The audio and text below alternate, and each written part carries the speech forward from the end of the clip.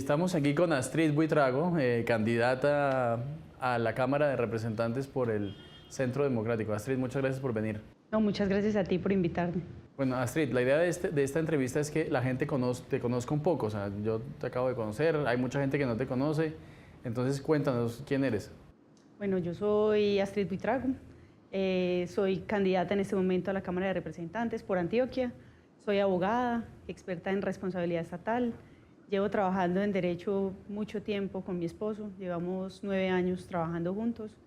Hemos trabajado responsabilidad civil, responsabilidad estatal, contractual y extracontractual, pero también hemos ayudado en temas electorales, en derecho electoral, derecho económico, al propio partido, porque somos miembros fundadores del partido. Entonces hemos estado en las últimas contiendas electorales, estuvimos en la dirección jurídica del No, en el 2016, fue muy difícil, aprendimos muchísimo, pero ahí estábamos nosotros. Soy mamá, tengo una hija de 7 años, soy casada pues, y también soy víctima de las FARC. A mi padre en el año 99, las FARC lo secuestró en Puerto Coimbí, Putumayo, y esa también es una de las razones por las cuales tomamos la decisión en familia de ingresar a este mundo de la política, porque política no era. O sea, ayudé en campañas políticas, pero ser una candidata, meterme al cuento político, no era. O sea, el secuestro de tu padre, digamos, fue el que activó esa necesidad Fueron varias cosas. Fue ese tema que estaba en boga en ese momento de las 16 circunscripciones que eran para las víctimas, pero que dicen que no, porque están en las zonas que ha pedido las FARC para ellos, entonces que iban a hacer por interpuesta persona. Entonces empezó como todo eso en boga y miramos en familia, hicimos un análisis de las mujeres en la política y dijimos, bueno, estas personas, cómo es ella, cómo es esta, qué tal lo ha hecho, y miramos las mujeres de nuestro partido. Entonces, cuando tú estabas, o sea, lo que me estás diciendo es que cuando se empezó a negociar en La Habana el tema de las curules para las víctimas, de alguna manera, yo soy víctima, también quiero estar... Pero sobre todo fue al final del año pasado, cuando empezó este tema del proyecto de acto legislativo, que empezó su trámite, que estaba por el fast track y que no se dio. Y que no se dio por un tema pues, jurídico, que es que no cumplió el procedimiento de la ley quinta que regula el Congreso. ¿Tú estás a favor de esas curules, digamos, para las víctimas? No, la verdad no, pero porque nosotros entendemos que no van a ser para las víctimas, porque la influencia de este grupo, de las FARC, en esas zonas donde querían hacer el tema de estas circunscripciones especiales para las víctimas, tienen una gran influencia de las FARC. Entonces, ¿qué decíamos? Nos da temor que no vayan a ser, que siendo víctimas, por ejemplo, o no siendo, vayan a estar con una influencia directa de estos personajes. Entonces, claro. En ese momento fue eso, más la situación actual del país, más una coyuntura de partido, más el pensar que las mujeres que nos formamos, que conocemos un poco el movimiento político, que estamos en estas contiendas, que conocemos a fondo, digamos, una campaña, de qué se sufre, de qué se vive. Claro que viviéndolas en acompañamiento, no como candidatos, ya eso es una cuestión totalmente distinta. La verdad es que el panorama cambia, uno como militante ve el partido y las campañas de una manera, pero como candidato la perspectiva es totalmente distinta. Entonces, a ver, sí, como para entender, tú dices, bueno, las mujeres también, o sea, quieres representar a un grupo de mujeres que es la mujer profesional, trabajadora. Sí, exacto, es que lo que yo quiero mostrar y que quiero que las personas que nos están viendo comprendan es que yo soy una mujer común y corriente, una mujer que estudió su profesión, que es mamá, que es esposa, que soy ama de casa, y que no obstante ser todo eso, tomamos la decisión en familia, porque esa decisión la teníamos que tomar en familia, porque tenemos una hija de 7 años, claro. Y dijimos, listo, vamos a participar en política, vamos a hacer el ejercicio, vamos a dejar de criticar, porque uno cuando es un ciudadano común y corriente critica y critica, entonces nos dan la oportunidad de estar y decimos, bueno, listo, vamos a hacer el ejercicio, a ver cómo es, a ver qué tan difícil es, a ver si las cosas son tan difíciles, si es tan corrupto, si se tienen que comprar tantos votos, o sea, todo ese ejercicio y todas esas cosas que la ciudadanía está constantemente diciendo, incluso dicen, no, es que políticos, no, es que qué pereza, votemos en blanco, y entonces están todo el tiempo la ciudadanía en esa disconformidad, como en esa apatía, en esa pereza de salir a votar, y necesitamos superar una abstención histórica de más del 50% en todas las elecciones que vamos teniendo. Y en esa, entonces me parece muy interesante, una persona normal como François Hollande decide lanzarse en política. ¿Qué has descubierto? ¿Si es tan horrible como la gente cree que es desde afuera o no es tan horrible? O sea, ¿si hay espacio para la gente decente de incursionar en la política? Pues en el partido en el que estoy, del cual estoy muy agradecida y muy orgullosa, creo que el ejercicio sí es difícil, porque tienes que sacrificar tu familia, es lo primero. ¿Pero en este partido o en todos los partidos? No, yo creo que eso es en todos los partidos, solo que en este partido me dieron a mí la oportunidad, ¿cierto? Una mujer común y corriente que le dicen, venga pues, venga a trabajar con nosotros, vamos a hacer patria, vamos a ver. Entonces, el ejercicio ha sido difícil por el sacrificio económico, el sacrificio que se tiene en tiempo, en descanso, el sacrificio familiar.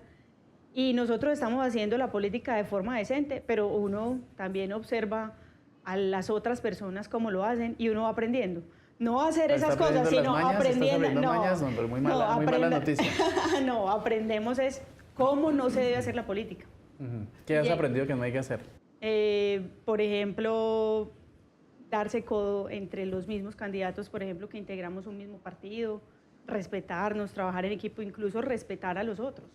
Porque todos estamos haciendo el mismo esfuerzo. Todos tenemos que hacer un esfuerzo económico para poner vallas, para poner pasacalles, para volantear, para buscar personas, para buscar este tipo de entrevistas para que nos den a conocer. Entonces, mientras mejor lo hagamos y mientras el ejercicio sea decente, sea respetuoso, sea considerado, tenemos más posibilidades de llegar. Por ejemplo, en nuestro partido nosotros aspiramos más curules de las que tenemos en Cámara, por ejemplo. Entonces, mientras mejor se haga el ejercicio, como, qué rico, bueno, vamos a trabajar así, a vos te está yendo bien, vos te ganaste unas cuñas de las que rifaron, qué nota, me alegro mucho, a mí me toca conseguir la plata para pagarlas. Es un esfuerzo colectivo. Sí, entonces es aprender que la política sí se podría hacer así, y que aunque se necesita mucha plata, porque uno dice, ve, es que acabo de venir de Urabá y me tocó salir con 50 millones de pesos, uy, ¿cómo así? ¿Y por qué saliste con tanta plata? No, porque allá la conciencia en otras regiones o en unos ciertos grupos, pues yo digo, los propios políticos son los que han fomentado, digamos, ese tipo de conductas muchas veces. Eres representante de la Cámara. ¿Cuáles son tus proyectos de ley? O sea, ¿qué vas a hacer en la Cámara? Bueno, mi bandera de campaña se llama la familia colombiana. La familia. ¿Por qué? Porque tengo una hermosa familia, porque me interesa defender la familia colombiana, pero en especial la familia militar y la familia policial. ¿Tu familia es militar o policial? Sí, yo soy esposa de un soldado de la patria que fue marino de Colombia también. Entonces, él tiene muchos compañeros que están activos y otros que están en reserva, con los cuales he podido conocer la problemática que ellos tienen.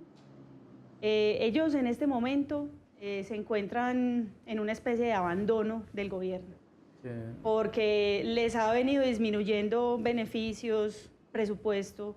Entonces uno los ve, por ejemplo, sin poder mover cualquier aparato que necesiten para mover, porque no tienen combustible.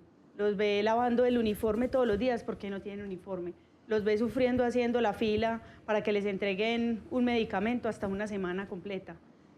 Aquí tenemos un cantón naval en Turbo y entonces los vemos tristes y uno llega por allá a visitarlos y apenas lo ven a uno con la niña, hacen como, qué rico, pues porque están solos y sin su familia, porque no tienen un barrio naval donde pudieran vivir, por ejemplo, con sus familias.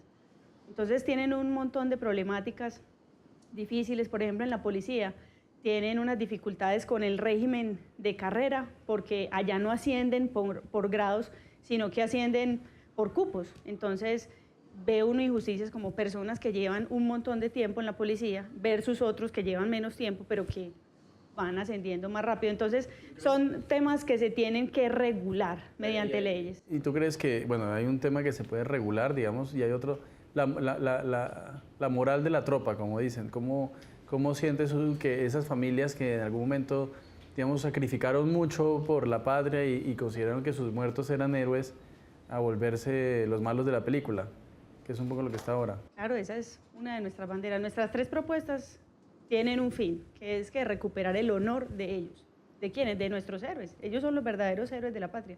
Ellos son las fuerzas del orden y por ese motivo no pueden ser equiparados a los guerrilleros, porque ellos eran las fuerzas constitucionales de una nación combatiendo el terrorismo, el narcotráfico y todas esas formas que ellos tienen y con las que supuestamente van desarrollando su ideología, pero uno qué conclusión puede sacar como colombiano común y corriente a pie. Uno dice, no, es que la ideología de ellos es el dinero.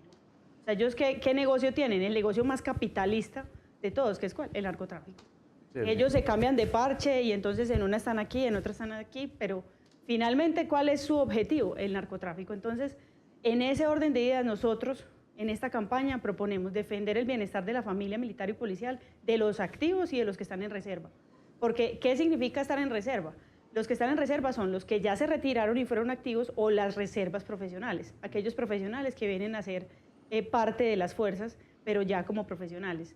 Y para todos ellos queremos y apoyamos una ley que está proponiendo nuestro candidato presidencial Iván Duque, de la ley del veterano, del reservista, del nombre que se le vaya a poner. Pero es darles un poco de beneficios, de desahogos tributarios, fiscales y de todos esos temas que se tienen que trabajar con ellos.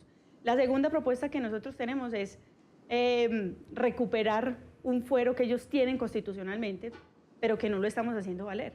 Porque si ellos tienen un fuero, ellos tienen que ser juzgados en una justicia penal, militar y policial, que tenga su propio código penitenciario, que hoy no lo tiene, y no en una JEP, porque esa Justicia Especial para la Paz viene de unos acuerdos, que eso tiene pues otro tema muy largo. Pero en esta Justicia Especial para la Paz a ellos les toca hacer un negocio muy macabro. A ellos les toca admitir un delito para que puedan salir libres o van a ser enjuiciados, pero para nadie es un secreto que la mayoría de los magistrados que la van a integrar no son afectos a la fuerza pública. Entonces, ¿a qué se van a enfrentar? A una indefectible pena. Tú veo que manejas muy bien el tema militar y de seguridad y de hecho estás en fórmula con el coronel John Marulanda, con el número 44. John Marulanda, que lo invitamos hoy, pero está muy ocupado y no pudo venir. Sí. ¿Qué cuestiones de seguridad nacional crees que están en riesgo en los próximos años? Bueno, estos temas de seguridad y defensa los maneja muy bien mi fórmula a la Cámara, pero ¿qué propone él? Él dice, hay que revisar la ley de seguridad y defensa, porque hay que diferenciar. La seguridad es una cosa y la defensa es otra. La defensa es para defender el territorio nacional, que para eso están las fuerzas militares, y la seguridad es mantener el orden civil, ¿cierto? Que está en cabeza de la policía, que a veces eso se troca porque uno a veces ve tropa militar en las ciudades patrullando cuando debería estar la policía. Entonces, esas falencias y esos errores y esas incomprensiones o confusiones se van a trabajar mediante un proyecto de ley o de revisión de la que ya existe sobre seguridad y defensa, además que no deje vacíos ni huecos, por ejemplo, en un tema tan importante como la inteligencia militar, porque esos secretos de Estado tienen que estar blindados ¿de quién? De todos, incluso, y tienen que estar blindados aún de los propios gobiernos que van a ir pasando en Colombia. Entonces, en ese tema estoy apoyando totalmente al coronel John Marulanda, que va a llevar esa bandera en específico, porque es una de las personas que más conoce sobre seguridad y defensa en este país. En tu campaña, ¿cómo Venezuela, digamos, la ves? ¿Cómo ves que Venezuela afecta los objetivos de lo que quieres hacer o la relación con Venezuela, la gente que está viniendo acá, las familias que están desplazándose? Tenemos una preocupación muy grande hoy, y es una realidad por personas que nos han contado, y es que nos da miedo un fenómeno, y es que esa migración masiva de venezolanos, o sea, aquí se acogen con respeto, con cariño, con consideración. Lo que nos preocupa son una cantidad de venezolanos que están cedulando súper rápido para estas próximas elecciones, cosa que no pasa, por ejemplo, con amigos que yo tengo de Perú, de Ecuador, de un español, que para las leyes migratorias de Colombia son más difíciles que las de España. Es más difícil ser ciudadano colombiano que ser ciudadano español, por ejemplo. Esa es una preocupación que tenemos muy grande, porque esa sería una manera de minar las elecciones que se avecinan, sobre todo estas que vienen el 11 de marzo, que nosotros hemos dicho que esa va a ser la primera vuelta, y después la del 27 de mayo, que es la elección presidencial. Entonces, es una amenaza que está ahí latente, que nadie la toca, que nadie la mira, además por lo que significa el venezolano que viene aquí, que no tiene otra oportunidad, que viene a trabajar por comer, pero uno no sabe cuáles de ellos vienen a hacer el trabajo que se está haciendo de cedularlos para que aumenten la votación en ciertas zonas del país. Hay una de las críticas, digamos, que es reiterada a los miembros del partido, pues, del Centro Democrático, es el miedo, que todo se hace con miedo, que siempre están tratando de meter miedo, que tienen aterrorizada a la gente. ¿Tú crees que hablar de eso, digamos, es como incitar al miedo de la gente o es realmente un...? Es una realidad. Es que más que miedo es una realidad, es estar conscientes de lo que está pasando y de lo que puede venir. Y lo digo como mamá, pues, y como abogada. Nuestro trabajo en derecho, y nosotros que somos litigantes, ¿cuál es nuestro mayor trabajo? Prevenir. O sea, mirar más allá de a ver qué puede pasar allá y te blindo jurídicamente, cosa que si pasa algo lo tuviéramos previsto. Entonces, en esa forma y mirándolo como de una manera muy maternal, mirando a Colombia, mirando a las familias colombianas, yo diría que más que miedo es una prevención, es poner sobre aviso de algo que nos podría ocurrir. Mira, por ejemplo, en la elección del 2 de octubre, cuando estábamos en el sí y el no, se fraccionaron hasta familias con ese tema, de quiénes votaban por el sí, quiénes votaban por el no. Y mira que en ese momento nos decían, pusieron una valla, si usted quiere que Timochenko vaya a la presidencia, yo sé que eso lo has escuchado mucho, pero es una realidad. La gente eso y no la hicieron pasar. bajar y dicen, ¿cómo va a pasar eso en Colombia? Eso no puede pasar. Y pudiera ser que ni siquiera lo eligieran, porque mira cómo lo reciben. Lo reciben con huevitos. Pero mira que esa fue una amenaza que se hizo realidad. Ah, sí, pero casi todo lo que se dijo malo que podía pasar está pasando. Hablando de Timochenko y eso de los huevos, cuando tú ves que Timochenko lo agarran y le tiran huevos y harina, ¿tú qué sientes? Siento que es una demostración del pueblo que tiene derecho a la protesta y es un ejercicio democrático. Usted quería venir a participar en política y quería venir a ver cómo es esto, de fácil o de difícil. Bueno, eso hace parte de eso. No estoy de acuerdo con la violencia, pero no puedo recriminar el rechazo. ¿Por qué? Porque ese es el sentimiento ciudadano y es el mayoritario porque así lo han recibido en varias partes. O sea, no es que en una lo recibieron así y que en otra lo recibieron huevos, no, en cada parte sistemáticamente lo han recibido así. Y también, ¿por qué? Porque cuando él le ponen el micrófono, él en sus declaraciones no se ayuda, porque él en sus declaraciones, él da sus postulados marxistas-leninistas y dicen, me voy para allá y donde me monte me les quedo. Esa es la conclusión, me le monto y me les quedo. Y entonces la gente, por poca instrucción que tenga, la gente tiene sentido común, y el sentido común que les dice, no, es que si este señor se monta, Dios mío, ¿a dónde vamos a ir a dar? Y claro, como tenemos el espejo de Venezuela tan cerquita, pues la gente sí se asusta con ese modelo que traen. ¿Qué propuestas positivas hay? O sea, muchas. ¿Qué vamos a hacer para acabar con la politiquería rampante que hay? El tema de la corrupción política y de todo este tema que tanto aflige a los colombianos y que dicen, no, es que hay que reducir el Congreso, no, es que hay que rebajarle los sueldos. Listo, y esas van a ser medidas positivas de pronto, pero el problema es más profundo. El problema es un tema de actitud, de conciencia, de cómo el ciudadano colombiano participa en la política, de cómo el ciudadano colombiano se mete. Este caso, por ejemplo, o sea, yo soy técnica, soy jurídica, soy una abogada, y como una persona común y corriente, así como estamos tú y yo hoy aquí, puede que llegue. Entonces, llegando allá al Congreso... Vas a llegar. Amén. Ponerle positivo. Llegando al Congreso, ¿qué vamos a hacer? Pues nosotros somos nuevos en el Congreso, somos la sangre nueva, va a ser, como dicen por ahí, ya no la generación del 14, sino la generación del 18, que vamos a tratar de hacer cosas buenas y vamos a trabajar con juicio. ¿Qué tengo yo, por ejemplo, para ofrecer? Que como soy abogada, me ha tocado estudiar la Ley Quinta, entonces tengo por lo menos conocimiento y trabajé en el Congreso. Cuenta a todo el mundo qué es la Ley Quinta. La Ley Quinta es el reglamento del Congreso. Ajá. ¿Qué va a hacer un congresista al Congreso? Bueno, eso está en la Ley Quinta. Entonces, en esa Ley Quinta, pues tuve oportunidad de estudiarla como abogada. Entonces viene el reglamento. Sí, y entonces uno no vaya a improvisar. Estuve también trabajando en el Congreso, entonces tuve oportunidad de ver cómo son las comisiones, qué es lo que hacen. Digamos, nosotros queremos ir a la Comisión Segunda, que tiene que ver con todo el tema de las fuerzas militares de Colombia, de las fuerzas militares y policiales de Colombia. Entonces, vamos a hacer el trabajo juicioso, eso sí es garantizado, porque yo soy garantía de disciplina. Sí, tienes cara de ser una muy ordenada, juiciosa, buena alumna. Ah, bueno, y por acá hay un compañero mío que puede decir cómo era estudiando, me eximí de preparatorios, súper difícil porque estudié casada, con hija. Claro. Y logré ese objetivo con muchas dificultades, Pero por eso estoy en esta y dije, bueno, hay muchas dificultades. No va a ser la primera vez ni la última que vamos a tener dificultades. Bueno, te queda 1 minuto. En ese minuto quiero que hables con la cámara y le digas a tus electores, pues, tu número, por quién votar y hagas como tu pitch de 1 minuto. Listo, muchas gracias. Familia colombiana, soy Astrid Buitrago, candidata a la Cámara de Representantes por el Centro Democrático con el número 114 en el tarjetón. Te invito a votar este 11 de marzo. No te dé pereza, sal a votar, ejerce tu voto ciudadano y ustedes mujeres, llevamos desde el 57 apenas votando. Vamos a votar, vamos a hacer la diferencia este 11 de marzo. Muchas gracias. Muchas gracias por venir y muchos éxitos en esa elección y qué bueno que fueras representante. Muchas gracias. Bueno, pues aquí vendremos a celebrar aquí apenas quedemos electos. Perfecto, Muchísimas gracias.